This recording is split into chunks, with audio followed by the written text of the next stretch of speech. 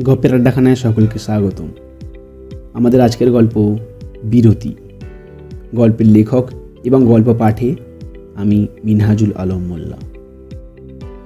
চলুন শুরু করা যাক আজকের গল্প বিরতি। গভীরভাবে ঘুমাচ্ছিলাম। একটা দুঃস্বপ্নে ঘুম ভেঙে গেল। ঘুম থেকে উঠে প্রায় 5 মিনিট বোবার মতো বসেছিলাম। স্বপ্নটা লিখে রাখা দরকার, তাই লিখছি। আমি দেখলাম একটা পরিবার, বাবা মা এবং তাদের 3 জন সন্তান। সকলে রাতের খাবার খেলো এবং ঘুমিয়ে গেল। কিছুক্ষণ পর শুরু হলো এমার্জেন্সি সাইরেন, কিন্তু এই পরিবারের ঘুম ভাঙল না। যুদ্ধের সাইরেন বেজেই চলেছে, কিন্তু তাতে এদের কোনো ভয় নেই।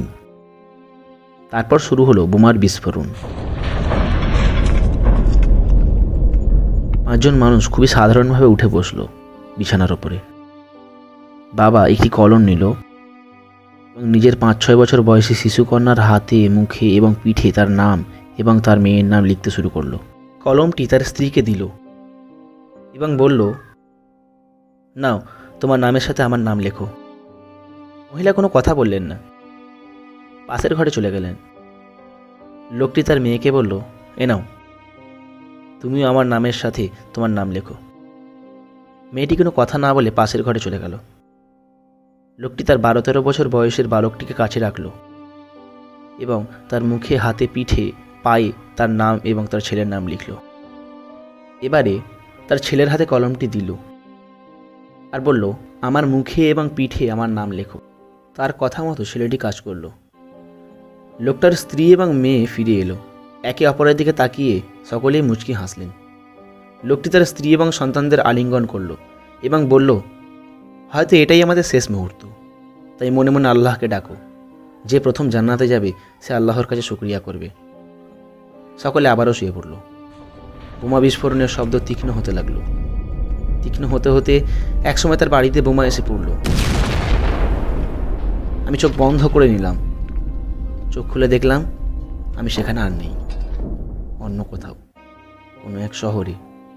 না, শহর নয়, শহরের ধ্বংসাবশেষ। বড় বড় ইমারত আর নেই, সব পড়ে রয়েছে দুমড়ে মুচড়ে। রক্তের বন্যা বইছে রাস্তায়। এখানে বিস্ফোরণের শব্দ নেই, কান্নার শব্দ। প্রত্যেকটা মানুষ কাঁদছে। কেউ বা তার ভেঙে যাওয়া বাড়ি দেখে কাঁদছে, কেউ বা কাঁদছে তার রক্তাক্ত দেহকে দেখে, কেউ বা তার শখের গাড়ি রাবিশের পাহাড়ে চাপা পড়া দেখে কাঁদছে, কেউ কাঁদছে রাবিশের পাহাড়ের নিচে চাপা পড়ে যাওয়া তার পরিবারের জন্য। কিন্তু একজন মানুষ রক্তাক্ত শরীর নিয়ে সেজদারত এবং ফিসফিস করে বলছে, ফি আমানিল্লাহ, ফি আমানিল্লাহ, ফি আমানিল্লাহ। চারিদিকে শুধুই রক্ত। এত রক্ত দেখে আমার চোখটা ঝাপসা হয়ে গেল, তাই চোখ বন্ধ করলাম। চোখ খুলতেই দেখলাম আমি আর সেখানে নেই, একটা অন্য জায়গায় চলে এসেছি। একটা হাসপাতাল। ডাক্তারেরা ছুটোছুটি করছে। অগুনতি মানুষ রক্তাক্ত। একটা ফুটফুটে শিশু, তার মুখে রক্ত লেগে, তার হাত রক্তে ভরা, কাঁদছে।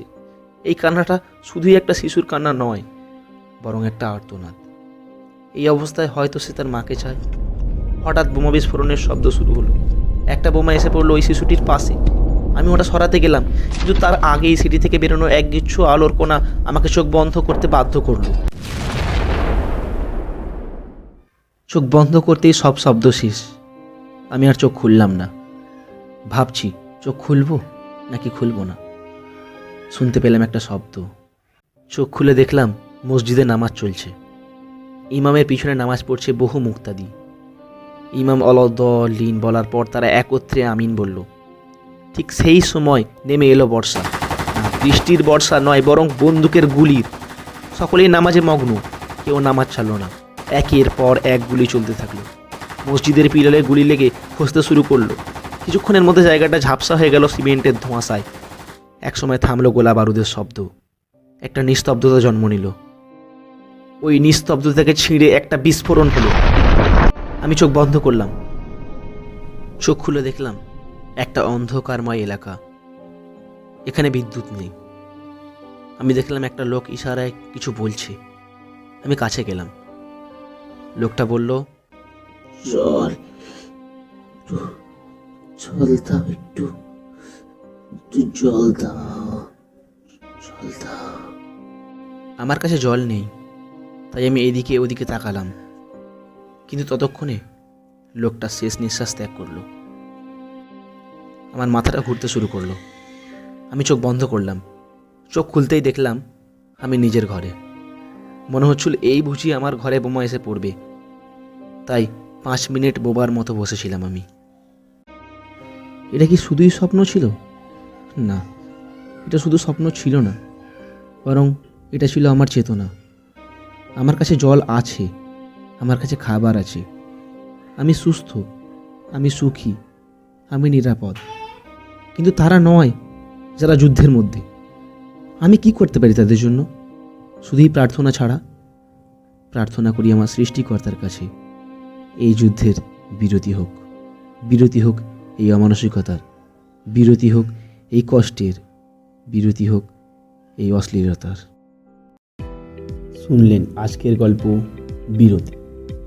আবারও এক নতুন গল্প নিয়ে আপনাদের সামনে উপস্থিত হব। যদি ভিডিওটি ভালো লেগে থাকে একটি লাইক করুন এবং আমাকে উৎসাহিত করুন।